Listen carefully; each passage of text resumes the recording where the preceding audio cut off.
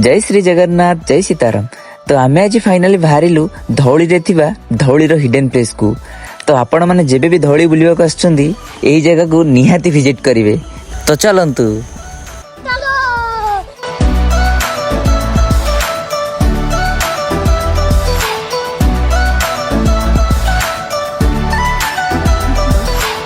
देखंतु एठी आगुरो मुनि ऋषि माने तपस्या करथिले। आमे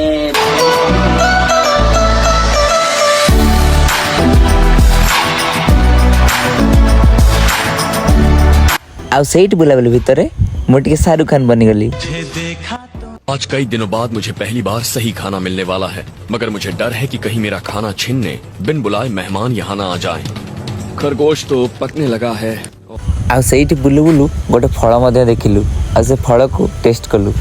पिले माने फलटी सुआद थिला।